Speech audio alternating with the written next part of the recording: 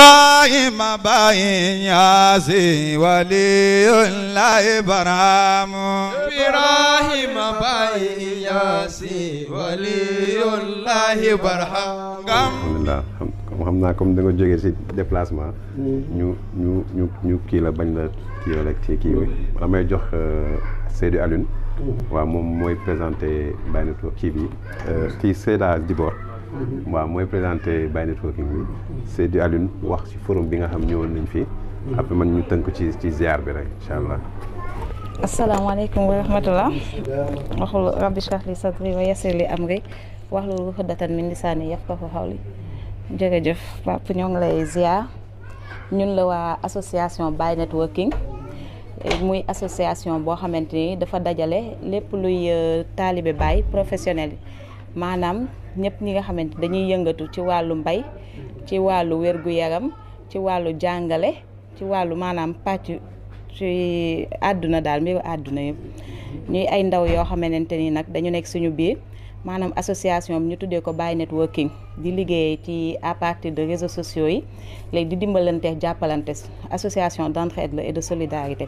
léegi ñu nekk nag ay ndaw yoo xamante ni gis nañ tey ji problème yi nga xamante ni suñu réew jànkonteel nañ ko maanaam muy problème mu xëy ndaw yi ci réew mi nga xam ne soxla nañ xëy te amuñu xëy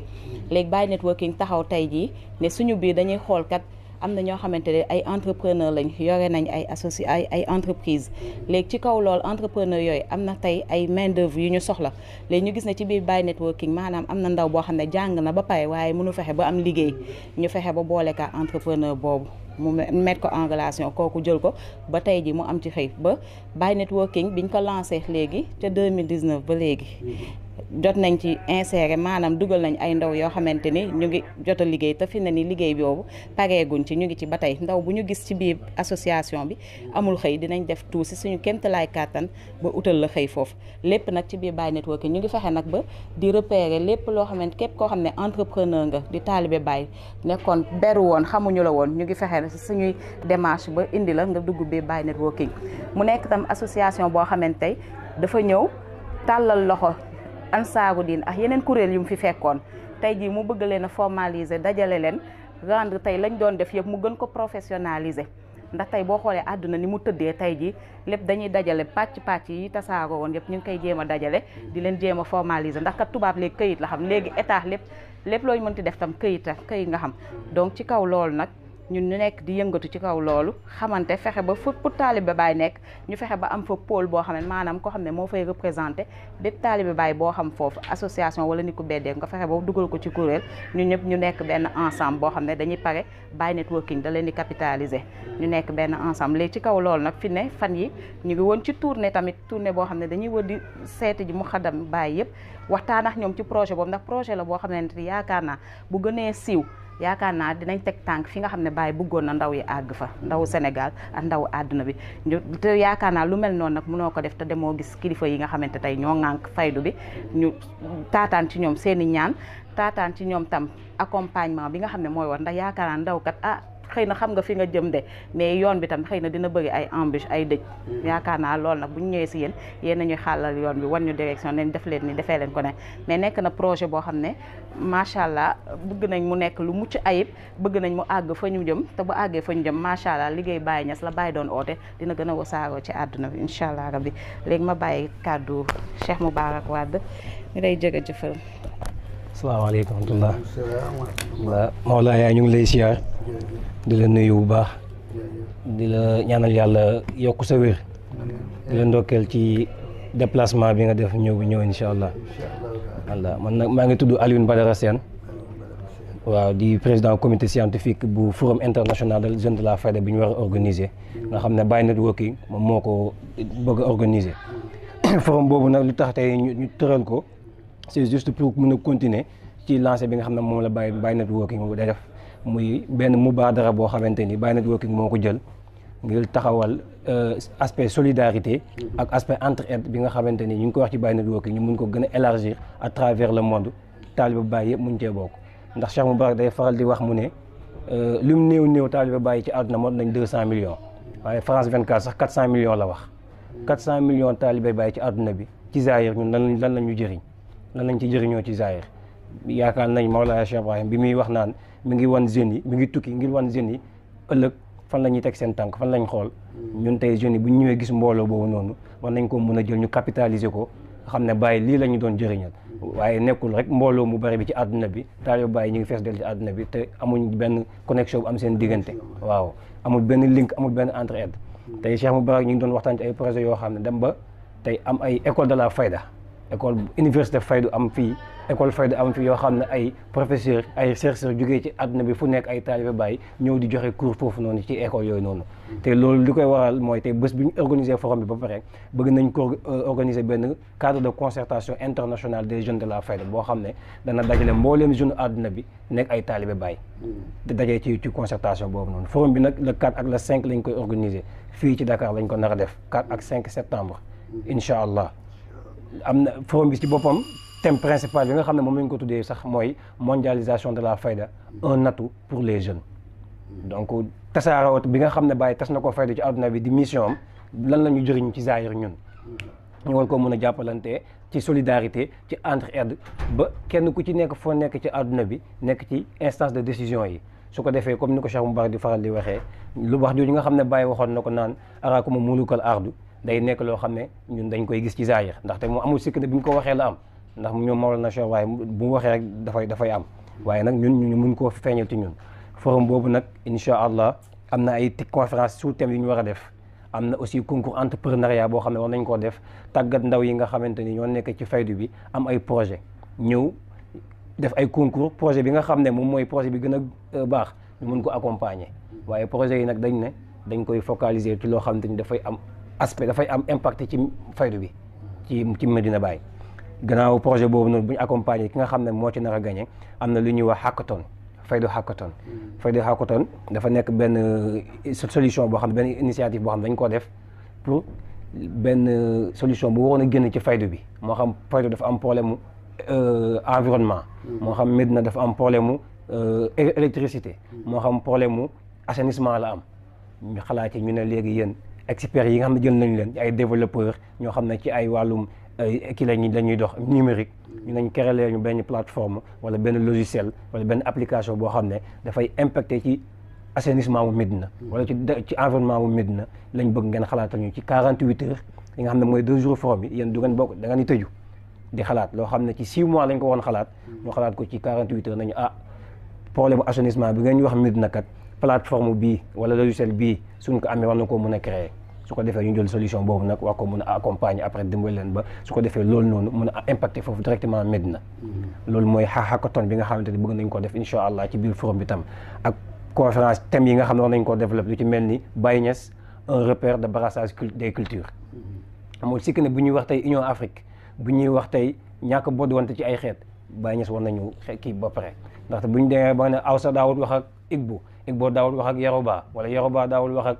beneen xeet dem ba ñoom ñuy takkante seen biir tey moom ci boppam muy exemple parfait moom Mawlana Cheikh Ibrahim jël doomam may ko lu ci mel ni ku ci Yoruba wala jël doomu Yoruba ndax doomu Cheikh Abdul Malik yaakaar naa jël na ko takk ko muy yaa Balxiis jël doomam Sayda Amul Xayri may ko Cheikh Aboubacar coot donc muy brassage boo xam ne dèjà Baye daf ñu koo wan brassage des cultures loolu ñu war koo jàngat tam ak yeneen thèmes yoo xam ne incha allah nekk bokk na ci biir forum ñu wax koo waxtaane ak ay borom xam-xam yoo xam tamit ay taalibe Baye lañ dara du génn biir taalibe bi dërëm bi du génn gaal bi su ko defee ñun ñëpp incha allah développement bi ñu soxla dinañ ko am waaye partage bi ñuy wax ci Baye Networking solidarité bi ñuy wax dinañ ko am ndax ñun ñu nekk après ci instance de décision yëpp ñu mën a continuer di diriger li nga xamante ni moom mooy Sénégal mooy Afrique waaye mooy àdduna bi donc forum boobu incha allah ñu ngi ko war a defee fii Dakar le 4 ak le 5 di ñaan yàlla nga ñaanal ñu ci yàlla yóbbu ñu ci bëgg nañ lu mu néew 500 personnes teew ci te bëgg nañ pays yi nga xam ne ñooy pays sous région aussi ñëw ndax aspect bi ñu woote Baye Niass yaakaar naa dafa war a international donc bëgg nañ Mauritanie teew bëgg nañ Nigéria teew bëgg nañ Gambie teew Guinée aussi teew parce que Guinée am na Baye Networking Mauritanie tamit am na Baye Networking ñu ngi jokkoo ñoom ñëpp bëgg nañ ñu ñëw teew fii ñu wane suñu bopp dañoo dem seeti xalifa bi maag Seyda Dibor Cheikh Mouhamadoul Mahi mu ne ñu bu ngeen gisee yéen des fois mu mel ni yéen yeneen kër yi ñu woon ëpp parce que ñoom dañoo nangoo rëj rëj nangoo kër lu wane seen bopp état nag ku kër rek la xam ku jug kër rek mu ne kon ñi defal li ñu leen war a defal kon yéen itam da ngeen a war a jug ngeen kër yi ngeen wane mu ne ñu gàmmu tey baa ngi ni bu ñëwee du ngeen am na ñoo xam ne sax duñ dem mais il faut que ngeen jug wane waaw Gamou TV feesal dëkk bi na Baye Niass juddu Baye Niass kenn ku ci nekk jug wax ko def sa yitte kon donc ñun dañoo nekk ñoo xam ne instant dañoo jug pour lépp loo xam ne taalibe Baye mu ngi ko am ñu yëkkati ko boole taalibe yi ñu doon benn ci aspect professionnel waaye tamit ci aspect social ndax Baye Networking ci loolu lay dox yaakaar naa professionnel ak social donc ci gàttal ngi bañ a gën a guddal forum boobu lañ bëgg organiser le 4 ak le 5 septembre incha allah fii ci Dakar war cee def ay recherche ay développement yoo xam ne yu am solo la ñu war koo avancer salaamaaleykum wa rahmatullah. salaamaaleykum Niass ñu ngi lay ziara di am mbégte loolu ñëw gannaaw ñoom bi ñu présenté Baye Networking bi damay ñëw rek ci directement ci ziara bi nga xam ni jàpp naa ni ñaari mbir moom moo ko ëmb benn bi mu nekkoon mbébét bu yàgg ci ñun ndaxte da nga ñoo defal teraanga boo xam mu ñu la ko fay mooy ñu nekk ay étudiants France jël suñu téléphone rek woo la ne la sëñ bi dañoo bëggoon nga ñëw Nice defal ñu waxtaan jamono jooju déplacement yi sax metti na woon mais dañ ñu wax rek jàpp leen bis ñu ñëw nga ñëw déplacé wu ñëw ba Nice waxtaanal ñu ci ñu ay xale yu ndaw mu nekk lu rëy a rëy suñu loo xam ni chaque fois am nañ occasion loo xool rek ñu ngi la koy remercier ndaxte dafa am lu rëy loo ñu defal teranga la ñu la koy remercier waat beneen yoon moo tax fallait que ñu ñëwaat suñu bopp def ziara waaye tam ba ñu taxawee tam Baye Networking nga xam ni may nga ñu ci ndigal ci zahir ak ci baatim loo xam ni gis nañ ko ñu ñëwaat tey mu nekk ziara rek ziara bi deuxième mbir bi sëñ bi dañoo ñëw ziar si Wakilu Daat ci benn mbir ñu ngi si 2021 jamono bi taxaw na ñu bëri amuñu liggéey lu nekk taxaw mais ñun dañoo am seen yàq ñu ne nañ dem jooy ko ki nga xam ni mooy sunu sëriñ ci nga xam ni moo ñu wan yoon bi ñu ne nañ ko def ziara boo xam ni dañuy xool kenn ku nekk si ñun te la ngay yëngatu fekkee tailleur bi la ñu ne la demal si sa boutique nga jël si lenn nga ñëw def ko si kiy jàng ak ku mënti doon la domaine bi ngay liggéey da nga am loo si jël tuuti da nga def ko ci ziara bi pour que suñu liggéey yëpp barkeel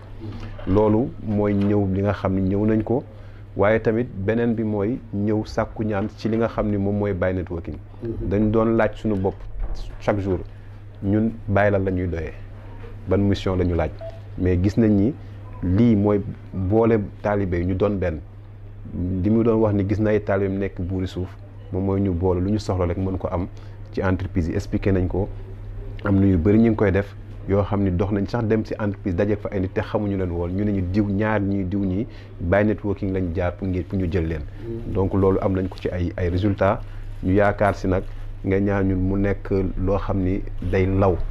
li nga xam ni réseau yu mag yëpp dañ fi am li nga xam ni ñoom dañoo bokk ay pas-pas di demalante ñun tam ñun suñu pas-pas mooy ay taalibe lañ Baye lañ bëgg doon te taalibe Baye nag ki koy xidmal Baye mooy li nga xam buntu bi nga xam ñun foofu la ñu bëgg taxaw waaye ci côté sur le plan professionnel moo tax tey ñu ñëw ne nañ ñëw ziar la ziar bi nag liñ ci def dañoo Baye Networking dañoo groupe boo xam ne dañ ko tuddee Askar Baye Networking boo xam ni ci Pape mii jox nañu idée bi ñu créé groupe boo xam ne chaque jeudi ak dimanche ñi ngi def ay salaatul faatihi ñi ngi def ay kii nuñ ko waxee ay hasbunallah wa ni'mal wakiil nga xam ni Ibou Thiam bu nekk kii Espagne moom moo koy jiite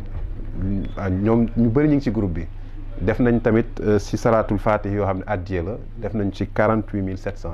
yoo xam ni dañoo ne nañ ñëw mu nekk suñu addiya ziar tamit ñu dajalee fi ay cadeau am na yuy ñëw mi ngi si yoon bi nii yoo xam ne dañ ko ci boole mi ngi si yoon ñu boole ko si ak lii mu nekk sunu ziara moo tax ñu ngi lay sëñ bi dénk nañ la lépp waaw jërëjëf waaleykum alhamdulilah rabbil alamin réew mu nekk jeunesse am ñoo ko yore waaye du n'importe quelle jeunesse buy tëgg ak fecc bokkul jeunesse buy caaxaan bokkul jeunesse buy naan sàngara bokkul jeunesse buy def lu baaxut bokkul jeunesse bi mu soxla mooy jeunesse boo xam ne bu waxtu jullee jotee fekk na mu jàpp ba jox julleem après nag lu muy def mu defi ko jeunesse boo xam ne dafay def lawraadam te su koy def itam du ci dootu boole boppam ci lenn ba ba muy pare jeunesse boo xam ne dafay gëm yàlla gëm goo xam ne du am faay jeunesse boobu nag moom yéen a ngi koy symboliser di ko incarner parce que jeunesse yëpp ñu amee seen réew buñ nekkee nag jeunesse boo xam ne comme ni ko Baye waxee jeunesse yëpp ñoo amee seen réew yi ñooy seen avenir waaye nag du n'importe quelle jeunesse bi mu waxee loolu ñu xam ne am na lu muy junj foofu mun na jeunesse boo xam ne day bëgg yàlla ba jeex ci takk ba xammee lépp loo xam ne lu ñu ko war a xàmmee la xam lépp lu ñu war a xam am lépp lu ñu war a am bàyyi nekk Kossy na ay naari gànnaar jógee gànnaar ñëw di tarbiya ñuy def ay tànk yi lañuy def sax ba seen tànk yi futatul di sol ay sagar bàyyi dafa ne na geesu ne yéenay sangi àddina bi Cheikh Naxwi mas na ma ko nettali ci Saoudia te boobu moom dëkk ba mu dem rek président bi wala buur ba fa nekk ñoo koy recevoir mu ne man bokkoon naa ci ñi nga xam ne ay tànki neen lañ daan doxee ba suñu tànk yi sax fi mu ne ni dëgg dootu ko mënatu ci moom dara donc gis nañ ñun li nga xam ne ñi defaroon Baay won yàlla won na leen ko kon ñun tam nañ fexe ba yàlla won ñu itam ñun tam suñu wàll yàlla na leen ko yàlla won te defal leen jàmm defal leen tawfiq ci barke yonent bi sallallahu alayhi wa sallam barke Cheikh Ahmad Tidiane barke Baye mi nga xam ne mooy suñu sëriñ ñun ñëpp mbokk yi mbir mi li Baye dana wax ne al amru jiddun la hazlun mu ne benn waxtaan mu ne na ngeen xam ne mbir mi dëgg la de du caaxaan de te lu dul caaxaan mënu ko réaliser bu ci caaxaan duggee rek mu yàqu bu ci caaxaan duggul il faut que mu dem ba àgg fa nga xam ne fa lañ ko visé woon pour mu nekk fa taalibe Baay yëpp ay jullikat lañ ay oorkat lañ ay ajkat lañ ay asakakat lañ waaye yooyu yëpp nga di ko def baax na trop waaye nag bala nga koo def nga am conviction ci sa bopp ne man jaamu yàlla la loolu mooy équipe bi nga xam ne ci lañ war a taxaw pour mën a commencer suñuy liggéey yéen ci loolu ngeen nag incha allah kon ñu ngi leen di ndokkeel ci loolu te di leen xamal ne ñuy ànd ak yéen ci zaahir ak ci baatin suñ ñaan a ngi ñëw suy lépp lu ñu yaakaaral nañ leen ko ci zaahir ak ci baatin kon nag ñun daal ay soldat lañ yoo xam ne ñu ngi seen kanam ñu ngi seen gannaaw ñu ngi seen ndeyjoor ñu ngi seen càmmoñ loolu moom c'est un nakki boo xam ne yàlla maye na ko ba pare incha allah kon nag góorgóorlu leen baax a baax a baax te concrétiser li nga xam ne yéen a ngi koy viser incha allahu taala yal nañu yàlla defal jàmm yal nañu yàlla defal salaam yal nañu yàlla ubbil bunti wërsëg yëpp yu zaahir ak yu baatin ku amagul jabar yal na ko yàlla may jabar ku amagul jëkkër yal na ko yàlla may jëkkër ju baax képp koo xam ne yaa ngi séentu dara yal na ko yàlla àggale képp koo xam ne yaa ngi bëgg dara te muta yàlla na ko yàlla yombal ñun daal loolu fi moom lañ fi nekkee te ay jaamu yàlla lañ nag duñ jaamu keneen ñun yàlla rek la ñuy jaamu ndax mooy lëwalu mooy laaxiru mooy zaahiru mooy baatinu moo njëkk moo mujj moo feeñ moo nëbbu yàlla moom nag koy jëflante ak moom da ngay am sincérité ci sa bopp yonentu bi sallallahu alayhi wa sallam dafa nekk di julli benn guddi di julli ba tànk yi nuyu jabaram di ko wax ne yonentu bi yow coono bi ngay teg sa bopp te yàlla tegu la ko coono bi lan la mu ne ko xanaa bëgguloo ma sant yàlla donc lépp looy def ngir yàlla na nekk giisu sant yàlla parce que amoo loo fayanteeg yàlla moom moo rek moo lay jox waxtu ne moo lay jox parce que li gën a néew rek mooy nokki bii dem ak yow yàlla la ko jox kenn bokku ci docteur bokku ci scientifique bokku ci kenn bokku ci comme nag noonu la mbir mi domee nañ fexe daay iman bay roy suñu kilifa yi ci li nga xam ne ñu ngi koy def ndax buñ ko defee yàlla daf ñuy yokk ci zaahir ak yokk ñu ci baatin góorgóorlu leen bu baax a baax a baax te xam ne mbir mi bàyyi waxoon na ko ne na mbir mi du caaxaan du foo dëgg la goo xam ne ku ko jàppee dëgg jëfee ko da nga ciy jël ay résultats yu mag a mag a mag ay xale ngeen yeneen soo commencé waaye li ngeen dugul yàlla ko moom te moo koy joxe bàyyi bi nga xamee ne da dina deuxième jumaa Medina bii dafa ne maa ngi nii rëdd jumaa ji mu war a jël lu jege milliard te man amul benn dërëm xam ngeen fu ma jëlee xaalis bi ñu ne ko déedéet mu ne ci nga xam ne bu joxee kenn du xañe bu xañee kenn du joxe muy rabbul izzati wal jalal yàlla laa ko dénk moom laa ko jox waaye nag gis nga tey ñu ngi ciy julli kon loolu ay exemple yu bëri bëri yoo xam ne dana inciter nit pour muy def lu baax man yaamal saalihan yaraahu képp koo xam ne def nga lu baax da nga ko gisal sa bopp ku def safaan ma nag moom yaa xam kon daal ñu ngi leen di ñaanal yàlla ñu ngi leen di yaakaaral ñu ngi yaakaar yàlla def ci seen loxo projet yu bëri bëri bëri yoo xam ne yëpp day jàppale julli ñëpp ci barke yàlla barke yonent bi barke Cheikh Ahmad Tidiane barke Mawlana Cheikh Ibrahim barke Cheikh Ahmad Tidiane ñu ngi leen di gërëm ñu ngi leen di sant ñu ngi leen di encourager di leen wax persévérer ne tournez jamais le dos Inch'Allah vous aurez votre gain de cause Inch'Allah comme ni ko ni ñuy ñaanee da ngeen am seen gain de cause te itam bu keroogee dootu leen manqué dara Inch'Allah taala